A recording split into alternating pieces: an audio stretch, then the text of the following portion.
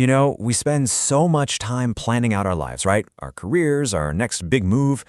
But how often do we really stop to understand the person who's actually living that life? Today, we're going to talk about why knowing yourself isn't just some fluffy, nice-to-have idea. It's probably the most important skill you can have for getting through the world today. So picture this. You're in a job interview. It's for a role you really want, and it's going great. You're clicking with the interviewer. You're just crushing the technical questions. And then it happens. They lean forward and they ask you that question, the one you knew was coming. And your mind, it just goes completely blank. So you panic, and you blurt out the very first thing that pops into your head. In this case, basketball? So what was this impossible, brain-melting question that led to such a creative answer? It wasn't some ridiculously complex problem or a weird trick question. Oh, no. It was just this: tell me 3 of your strengths and weaknesses. I mean, it is the most classic, most predictable interview question on the planet. And yet, when you're put on the spot, it can feel like the absolute hardest thing to answer with any real confidence. That feeling of pure panic is it's brutal. You might have even practiced for it, right? Maybe you asked ChatGPT for some good answers the night before. But when the pressure is on, all those canned responses just vanish, leaving you with nothing. It's the kind of moment that makes you question not just your interview skills, but if you were even in the right room to begin with. Okay, so let's unpack that whole awkward interview thing. Because it's not really about one bad interview, is it? It's a symptom of something way bigger and way more common. It points to this gap between who we think we are and who we actually are when things get real. And come on, be honest with yourself. Have you ever felt like that?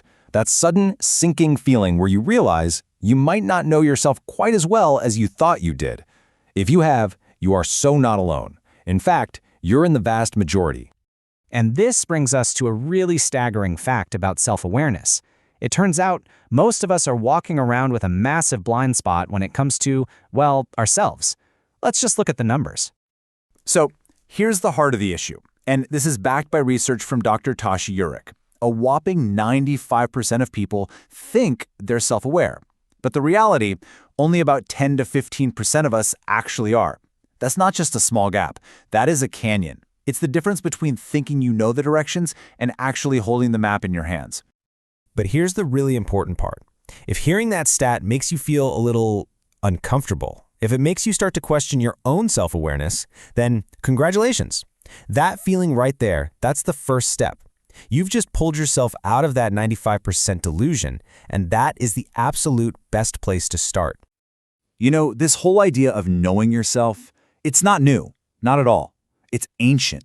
But I'd argue it has never, ever been more important than it is right now, trying to navigate the craziness of the 21st century. I mean, for over 2,000 years, this has been the bedrock of wisdom: know thyself. These words were literally carved into the temple of Apollo at Delphi. Thinkers like Socrates argued that an unexamined life wasn't even worth living. So, why does this super old advice still matter so much today? Well, because this is what happens when we don't know ourselves. We end up in the wrong jobs, on the wrong paths. A recent report found that 70% of the Indian workforce is unhappy with their jobs. And get this, over half are actively trying to leave. This isn't just a number. It's a huge crisis of purpose, and it all starts with choosing a path that just doesn't fit who you really are. This is exactly why self-awareness is your modern-day survival kit.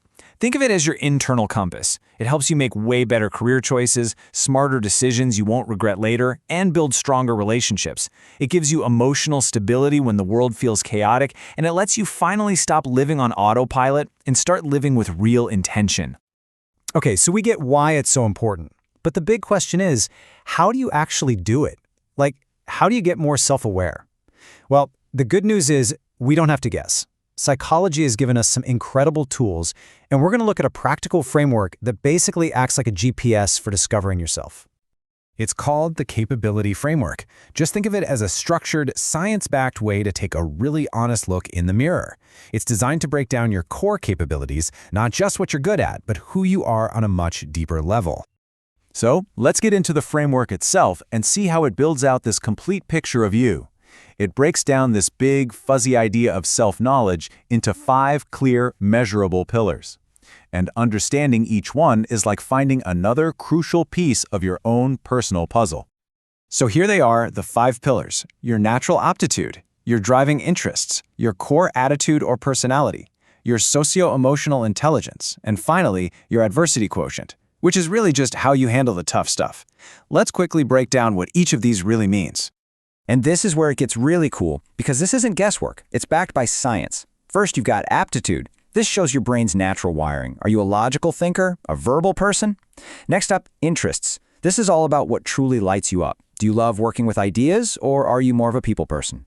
Third, attitude. This is your core personality. Are you super open to new things, or more by the book?